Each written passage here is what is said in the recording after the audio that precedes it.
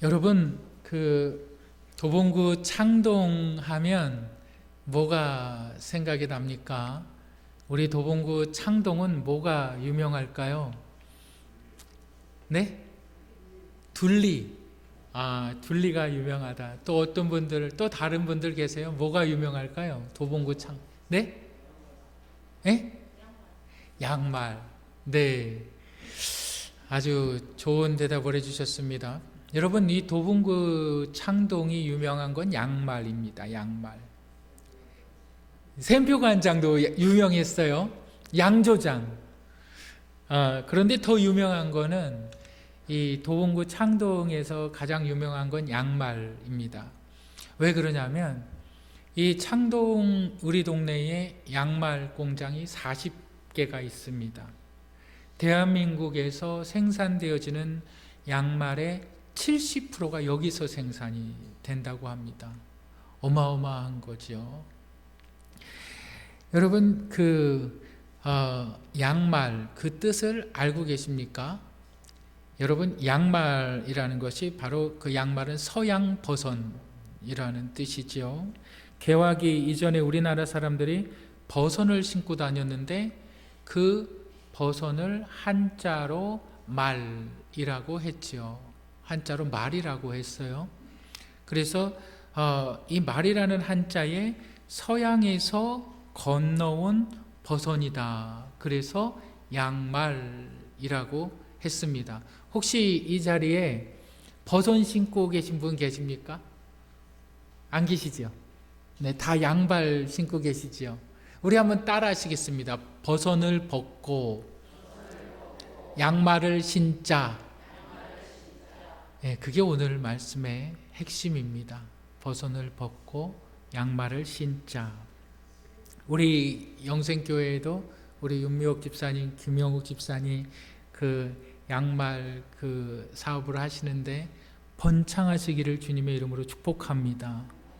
아멘. 크게 하셔야 되는 거예요. 아멘. 번창하시기를 주님의 이름으로 축복합니다.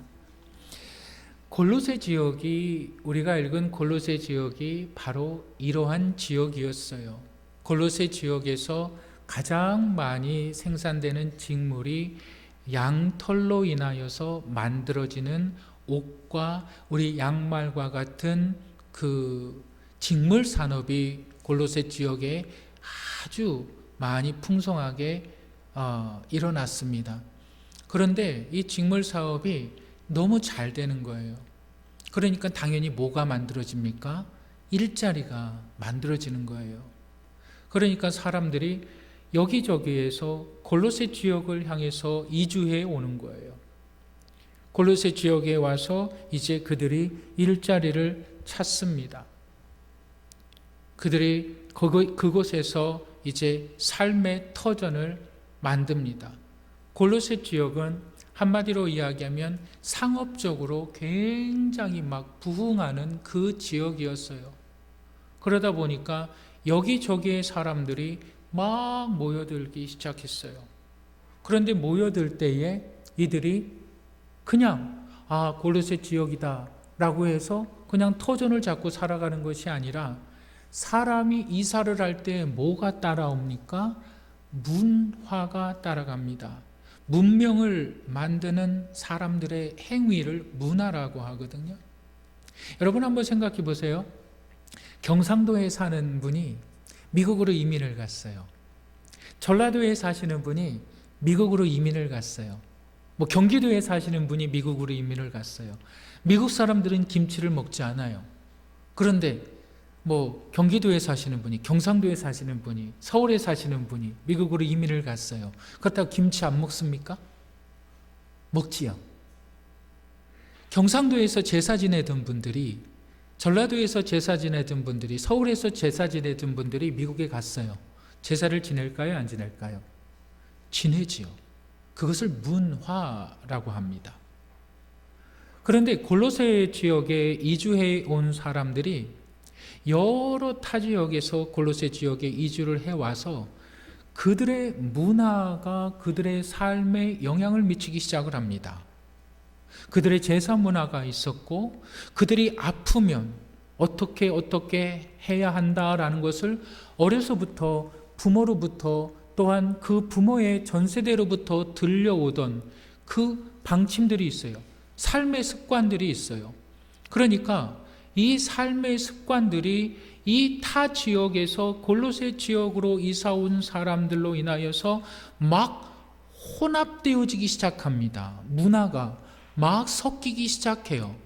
그런데 이 섞여진 문화가 교회 안에, 골로새 지역의 교회 안에 영향을 미칠 때에 어떠한 현상이 벌어지냐면 종교 혼합주의라는 것이 생기게 됩니다.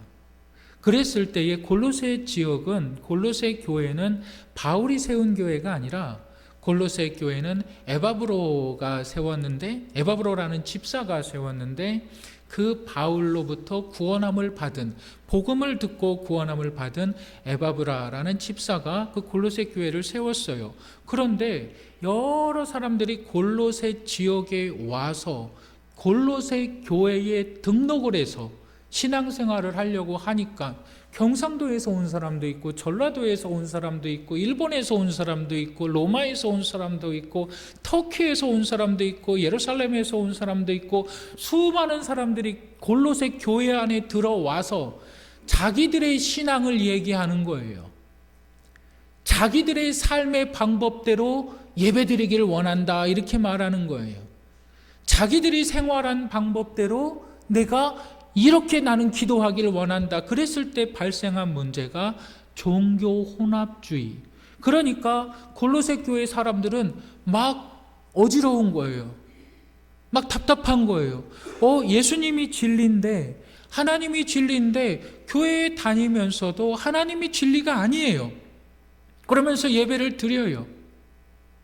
교회에 다니면서도 예수 그리스도의 신앙이 맞는데 예수님이 이 땅에 육신의 몸을 입고 오셔서 우리를 위해서 죽으시고 부활하신 사건이 분명히 듣고 알고 있는데 딴 지역에 온 사람들이 에이 그거 아니다 이렇게 하면서 그들이 힘을 더 갖게 되니까 사람들이 점점 더 많아지니까 그들의 이야기가 진리를 이겨버리는 사건들이 발생하기 시작을 합니다.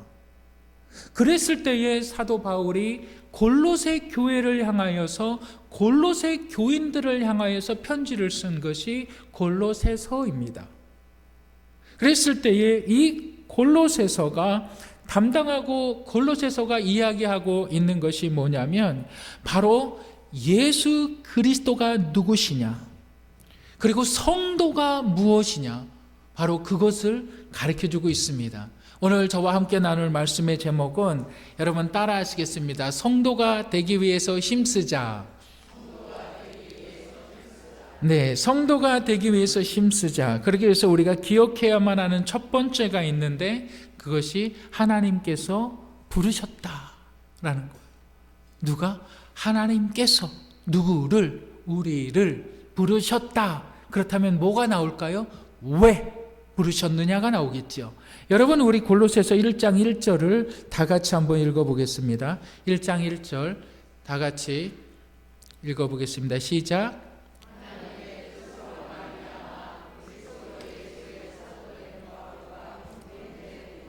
하나님의 뜻으로 이렇게 말합니다.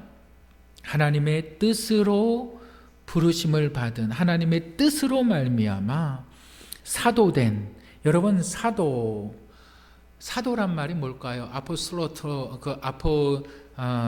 아포스톨로스라고 말하지요. 사도라는 말은 보냄을 받았다. 그러니까 누구로부터? 하나님으로부터 보냄을 받은 자들을 사도다. 그런데 이렇게 얘기합니다. 어디로? 세상으로 보냄을 받았다. 근데 왜 보냄을 받았을까요? 너 세상 가운데 가라. 갑니다. 가서 뭐 하라는 거예요? 가서 그리스도가 하나님이심을, 예수 그리스도가 구원자이심을 알려라. 그 일을 위해서 사도로 부름을 받았다라는 거예요. 그러니까 사도로 세우신 분이 누구냐? 바로 하나님. 하나님의 뜻으로 하나님께서 너희를, 바울과 디모데를 세상 가운데 그리스도가 구원자이시고 구세주이시다 라는 것을 세상 가운데 알리기 위해서 세우심을 받았다 라는 것입니다.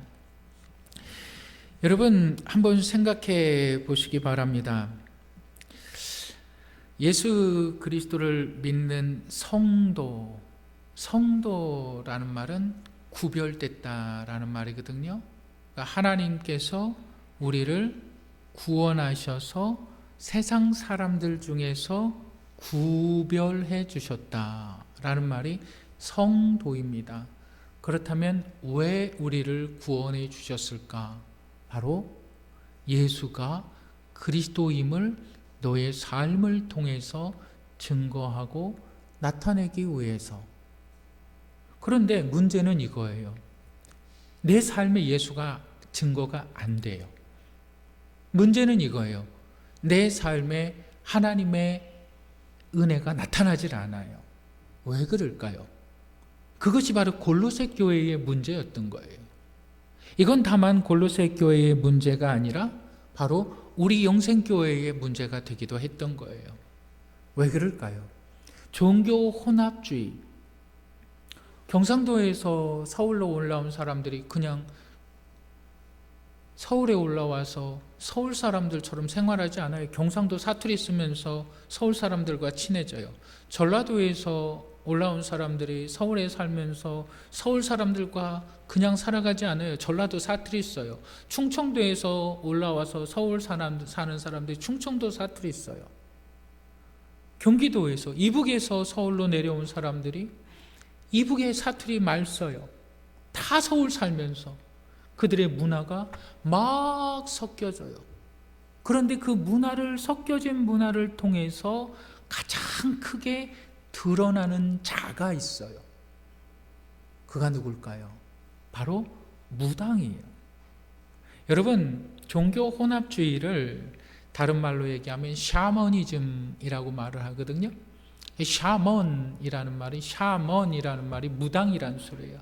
그러니까 샤머니즘이라는 것은 무당주의라는 거예요.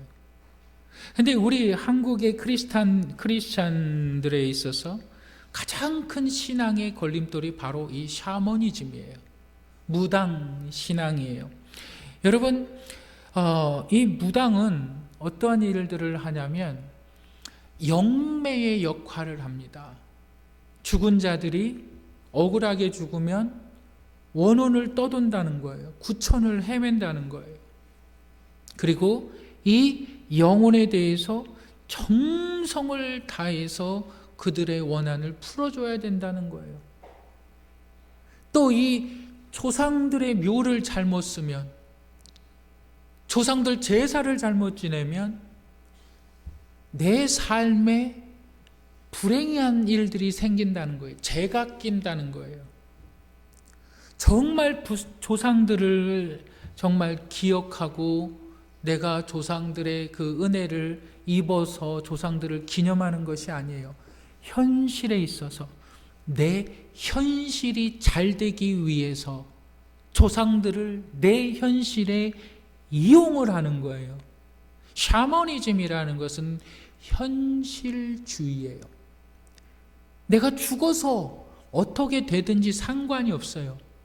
내가 지금 살아가는 데 있어서 지금 잘 먹고 잘 살고 그냥 행복하고 걱정 없이 살면 좋은 거예요. 그것이 샤머니즘이에요. 그 안에 무당이 있습니다. 그런데 이 무당의 존재는 우리 한국 역사에 너무나 뿌리 깊게 자리 잡고 있어요. 제사 지내는 법, 예수님을 예배하며 하나님을 예배하면서도 제사를 끊질 못해요. 이거는 문화인데, 우리 어머니 때부터 이렇게 내려오는 거야. 자신들의 가풍이 있어요. 우리 어머니 때부터, 우리 할아버지 때부터 내려오던 거야. 그걸 끊지 못해요. 단절시키지 못해요. 그것이 하나님의 복음의 능력을 싹 가려버리는 거예요. 이것이 너무나 커요. 여러분 한번 생각해 보셨습니까? 여러분 우리나라에서 그 어떠한 불행한 일들이, 불행한 사건들이 발생해요. 예를 들어서 삼풍 백화점이 무너졌어요. 그래서 많은 사람들이 92년인가 그때 아까운 생명을 잃었죠. 성수대교가 어느 날 갑자기 내려앉았어요. 또 천안함 사건으로 인하여서 정말 우리 꽃다운 청년들이 물속에 그냥 다 수장이 되어버렸잖아요. 여러분 그 세월호는 어떻습니까? 여러분 그 국가적인 재난 때마다 뭐가 있었는지 아십니까? 바로 무당이 그 중심에 있었어요. 수없이 많은 영혼들의 원혼을 달래주겠다 하는 무당이 있었어요. 교회에 나와도 내 이 무당 신앙에 대해서 내가 누구와 결혼을 해? 그러면은 먼저 사주를 한번 봐야 돼. 내가 결혼을 하기로 했어? 그럼 궁합을 먼저 봐야 되지 않냐? 너 몇 날 몇 시에 태어났냐? 너는 어떠한 가풍을 가지고 있느냐? 이것이 그리스도의 복음을 퇴색시켜버리는 거예요. 복음을 싹 가려버리는 거예요. 복음이 안 들려요. 이 십자가의 복음의 은혜가 이 무당 문화 때문에 들려지지가 않아요. 이 무당 문화 때문에 내가 이사를 해도 태기를 내가 잡는 거예요. 내가 집을 사도, 내가 조상들 묘지를 써도 풍수지리를 다 따집니다. 그것이 우리의 삶에 너무너무나 깊숙이 가려져 있어서 하나님이 보이지 않아요. 하나님을 제대로 볼 수가 없어요. 하나님이 안 보여요. 우리 한번 누가복음 24장 16절 읽겠습니다. 누가복음 24장 16절 다 같이 읽겠습니다. 시작. 그들의 눈이 가려져서 그인 줄 알아보지. 이들이 지금 눈이, 시력이, 이들의 그 어떤 비전이 눈에 보는 것이 문제가 있다는 것이 아니에요. 보이는 거는 잘 보여요. 여기에 에어컨 있고 여기에 문 있고 여기에 차 있고 보이는 건 다 봐요. 근데 예수님께서 지금 누가복음을 통해서 뭐라 그러냐면 예수가 너희의 눈에 안 보인다 이거예요. 예수가 보이지 않는다 이거예요. 예수가 보이지 않는다. 왜? 무당 때문에. 목사는 그 양복 입은 거예요. 양복 입은 무당에 지나지 않아요. 교회 와도 그냥 내 조상신 똑같이 섬기는 거예요. 교회 와도 신령한 하나님의 은혜에 대해서 한 번도 기대해 본 적이 없어요. 무당을 섬기고 있는 거예요. 여러분 이 무당에 대해서 성경이 기록하지 않을까요? 우리 한번 찾아보겠습니다. 우리 출애굽기 22장 18절 22장 18절 한번 다 같이 읽겠습니다. 시작. 너는 무당을 살려두지 말라. 19절 시작. 짐승과 행음하는 자는 반드시 죽일지니라. 20절 시작. 여호와 외에 다른 신에게 제사를 드리는 자는 멸할지니라. 우리 한번 그림을 한번 보여주세요. 여러분 이 만신이라는 영화인데 여러분 무당은 수만의 신들을 섬기고 있어요. 그 신들은 네미즘이라고 해요. 자연신들도 섬기기도 하고 내 지역신들을 섬기기도 하고 뭐 관우의 신도 있고 천하대장군의 신도 있고 지하여장군의 신도 있고 신들이 너무 수천수만이에요. 그 다음에 개인 수호신이 다 있어요. 그래서 전보러 가면 무당이 하는 말이 당신은 무슨 신을 섬겨야 된다, 무슨 신을 섬겨야 된다 막 이러는 거예요. 이것이 우리의 삶에 깊숙이 뿌리내리고 있다. 그런데 왜 무당을 성경은 살려두지 말라 그랬을까요? 이 무당은 자신의 종말을 알아요. 자신이 반드시 멸해질 자인 것을, 영원한 형벌에 처해질 자인 것을, 자신의 운명을 알고 있어요. 그래서 누구라도 한 사람이라도 더 끌고서 지옥으로 데려가려고 하는 게 이들의 목적입니다. 성경은 결코 죽은 자가 다시 살아날 수가 없다, 죽은 자가 산 자와 연결되어질 수가 없다. 이 그림 안 보여주셔도 돼요.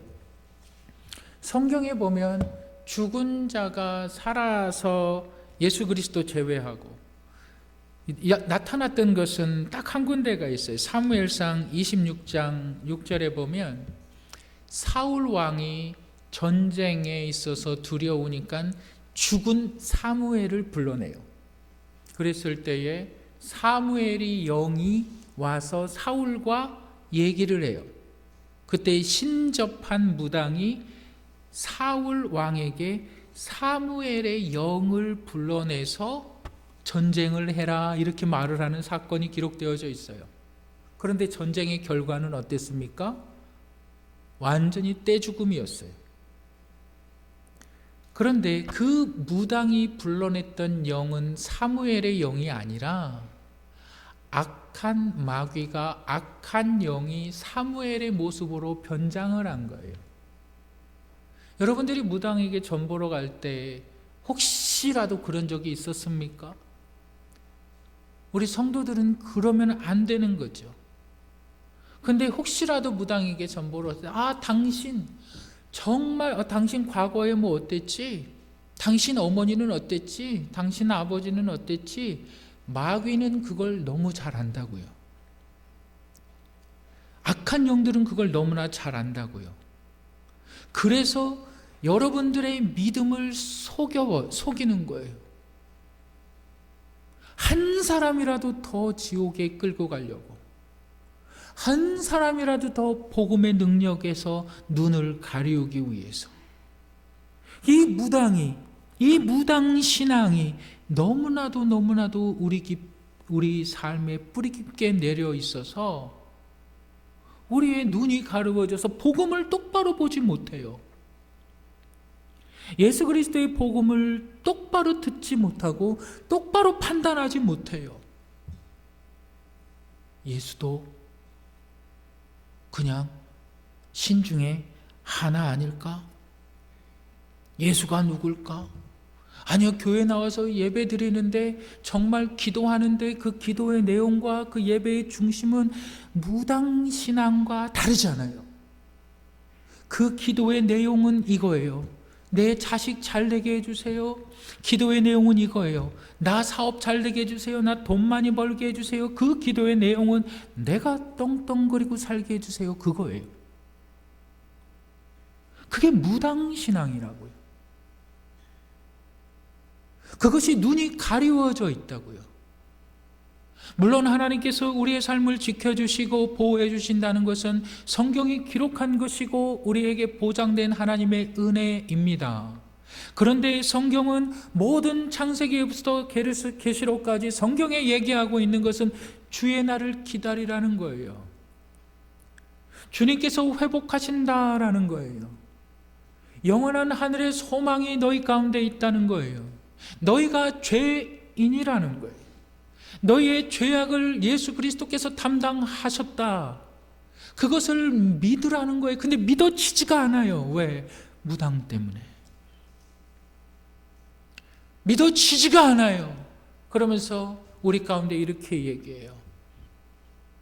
야, 교회 가. 하나님 잘 섬겨. 그래, 헌금도 많이 드려. 괜찮아. 교회 가. 여러분, 무당, 이 현실주의자들은 한 번도 그들의 신앙을 내려놓은 적이 없어요. 빼앗긴 적이 없어요. 그들은 예수도 알아요. 우리 한번 찾아보겠습니다. 야고보서 2장 19절, 20절 한번 읽겠습니다. 시작. 잘하는도다 귀신도 믿고 떠느니라. 20절 읽겠습니다. 시작. 허탄한 사람아 행함이 없는 믿음이 헛것인 줄 알고자 하느냐. 허탄한 사람아, 이 세상이 전부인 줄 알고 살아가는 사람아, 영원한 지옥의 고통에서 절규하며 소리 지르게 될 이 사람아, 너희가 정말 예수 그리스도를 발견했다면, 예수 그리스도의 은혜를 너희가 체험했다면 너희의 삶이 그럴 수가 없다. 달라지지 않을 수가 없다. 하나님의 은혜가 임하지 않을 수가 없다. 귀신도 다 안다는 거예요. 무당도 다 안다는 거예요. 네가 가짜인지 네가 진짜인지 다 안다는 거예요. 여러분, 우리가 어떻게 이 상황에서 벗어날 수 있을까요? 영적인 분별력을 가지시기를 바랍니다. 내 삶에 악한 사단의 영들이 지배하는 그 부분들을 예수 그리스도의 이름으로 회개하시기를 주님의 이름으로 축복합니다. 예수 그리스도의 이름으로 회개하신다면 여러분, 성령 하나님께서 역사하시는 줄 믿으시기를 바랍니다. 우리 한번 찾아보실까요? 사도행전 2장 38절, 2장 38절 다 같이 읽겠습니다. 시작. 베드로가 이르되 너희가 회개하여 각각 예수 그리스도의 이름으로 침례를 받고 죄 사함을 받으라. 그리하면 성령을 받으리니. 여러분, 뭐라 그래요? 너희가 회개하여 예수 그리스도의 이름으로 침례를 받고, 회개한다는 것이 뭐예요? 죄를 사함을 받는다는 거죠. 그러니까 회개하면 죄 사함이 임한다. 내 삶의 영역에서 왜 하나님의 은혜가 임하지 않느냐? 회개하지 않기 때문에. 우리는 내가 잘못했어 라고 고백할 때가 있어요. 내가 실수했어 라고 고백할 때가 있어요. 내가 다른 사람에게는 내가 좀 미안해 라고 말할 때가 있어요.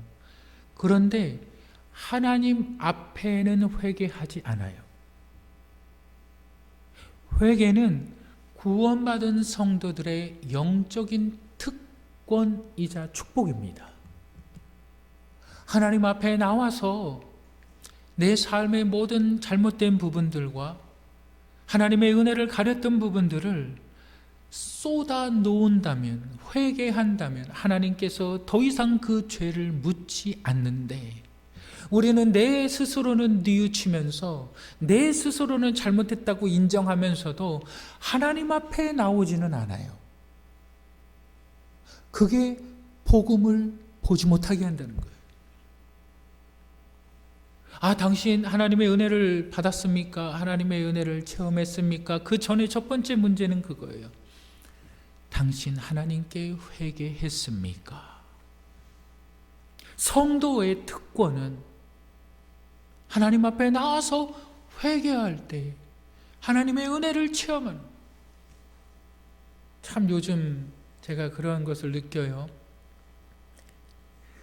그리스도인들이, 신앙인들이 기도하지 말란다 그래서 기도 안 할 수 있나요? 안 하게 되나요? 안 할 수가 없어요. 근데 기도하면 하나님께서, 기도하는 자리에 나오면 하나님 기도하게 하세요. 기도하면 하나님께서 원하시는 것이 뭔지를 알아요. 여러분, 회개는 성도의 특권이에요. 내 모든 죄가 사해진다니까요. 그것이 성도가 이 땅에서 추구해야 되는 가장 은혜로운 방법, 회개입니다. 내 삶의 무당에 있어서 잠식되어져 버린 영역이 없습니까?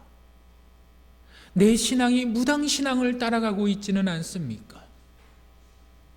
너무나 뿌리 깊게 내려온 우리 어머니도 이랬고, 우리 어머니도 사발에다가 물 한 깨끗한 정한수 떠놓고 우리 어머님도 달을 향해서 빌었던 그 모습이 내 머릿속에 아직도 남아있지 않습니까?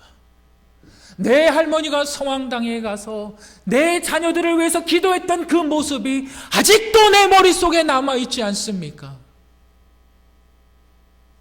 그것들을 뽑아내셔서 복음을 받아들이시기를 주님의 이름으로 축복합니다.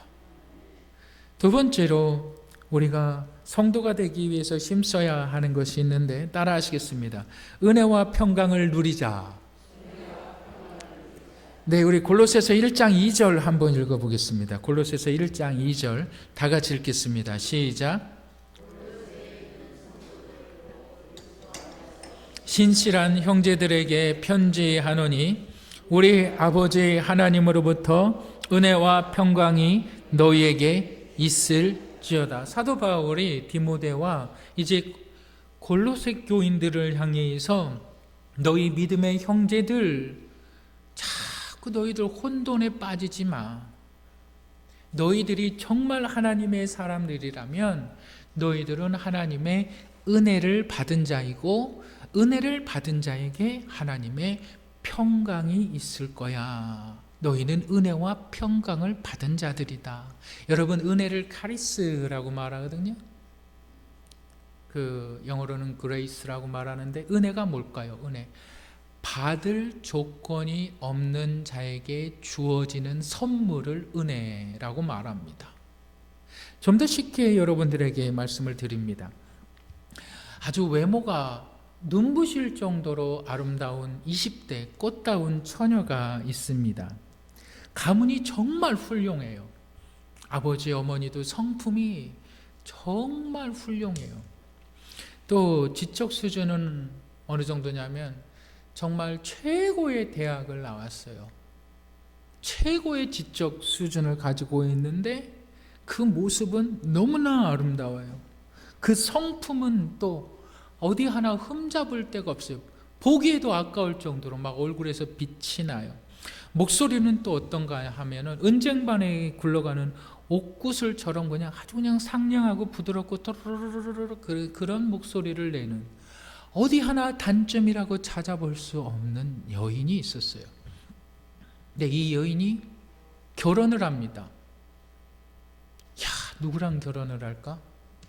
결혼을 했는데 결혼한 남자가 40대 후반의 노총각이에요. 노총각인데 거기에다 전과자예요. 근데 이 사람이 전과가 있고 노총각인데 또 벌이도 없어요. 그냥 날마다 일 있으면 어느 날 일용직 거기 가서 하루 일하고 그리고 하루 번 그 돈으로 그냥 국밥에다가 그냥 술 한 잔 먹는 것이 낙인 사람이에요. 얼마나 입은 거친지 2년 전년 하면서 이놈 저놈 하면서 쌍소리가 입에서 끊이지를 않아요. 얼마나 폭력적인지 몰라요. 그런데 그 아름다운 여자가 이 말도 안 되는 남자와 결혼을 한다면 그 말도 안 되는 남자는 은혜를 받았다라고 말을 하는 거예요. 이것이 성경에서 말하는 은혜입니다.